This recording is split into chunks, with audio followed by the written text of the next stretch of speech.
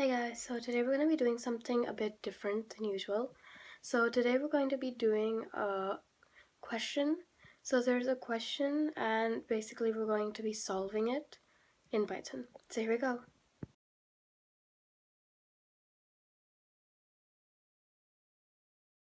Okay, so over here you can see another program.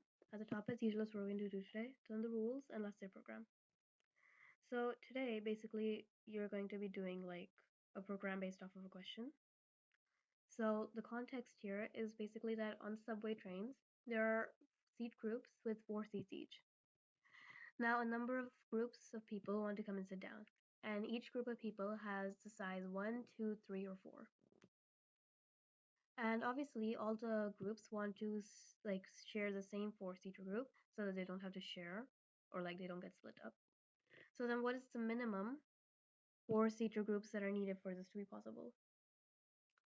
So I'll just run this program so that it makes more sense. So here, please enter the number of single people. So say we enter like 19 single people, and then please enter a group with 2 people. So then we can enter like 6 pairs, then 4 groups of 3 people, and 6 groups of 4 people. So then the total blocks, like the total four-seater groups occupied by everyone is 17. So I can show you basically how this happened. So first there's inputs. Then after that, I'm starting with A4. A4 is basically like for the four-seater group. So because there are 4 people in each group and there are 4 seats in each set, so basically it's going to be the same number. So the number of here, the number of the total number of seater group needed for 6 number of 4 people groups is 6. So each 4-person group takes 1 set each. Then after that we go into like A3. So I've just put A in front of each of the numbers. So then because there are 3 people in each group, and 4 seats in each set of seats, each set of seats is the same, but then you also have 1 extra seat left in each group.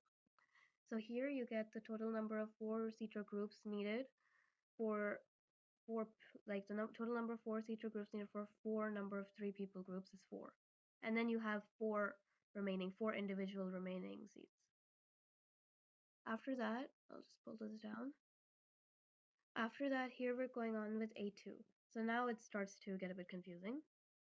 So if A2 is even, so then if it is even, so if it's like numbers like 2 pairs, 4 pairs, 6 pairs, and like that, and then odd is like if it's like 1 pair or like 3 pairs, 5 pairs, or so on. So if A2 is even, then first I'm doing A2 mod 2 is equal to 0. So basically if I do A2 divided by 2, then the remainder I get from that division is 0. So then here I'm defining the variables called total block and empty seats. So total block is basically everything I have until now. So A4 plus A3 plus A2 divided by 2. And obviously if the remainder is 0, that means it's fully divisible. So there's going to be no float. And then the empty seats, like in this case, is going to be A3. You could write A3 plus 0, but like there's really no point in writing that. Then over here, if the value of A1 is smaller than the total number of empty seats, then there will be no added blocks. So basically, if the value of A1, so now we're going on to A1 over here, because A1 and A2 are kind of like mixed together, if you know what, because A1 is basically like the single participants, you will fill them in with the leftover seats from the other participants. So basically what I mean is that like the single people, they don't really get an entire 4 people group by themselves, because then it would meet a minimum. Then you would just be as many. But here we need to get the minimum. So we're gonna seat them inside where the like extras are, like A3. Then in the 3 people group, then there's 1 left in each group. And in A2, like if it's odd, then there's gonna be 2 individual seats left in each set. So here, if the value of A1 is smaller than the total number of empty seats, then there will be no added blocks, because then it'll all just fit in. All the single people will fit in to the remaining seats. So then the added blocks is 0. But if A1 is not smaller, then here I'm defining the number of unseated people. So unseated people is A1 minus empty seats because A1 is bigger in this case, minus the total number of empty seats. Then if the mod of unseated people and 4 is 0, so like if the unseated people divided by 4 have a remainder of 0, then the total blocks occupied is going to be total blocks occupied, like total blocks is equal to then total blocks plus the unseated people divided by 4. And if it's not, so like if this is not true, then here I'm defining a variable x just to keep it a bit simple. And then total number of blocks, so then total number of blocks plus x.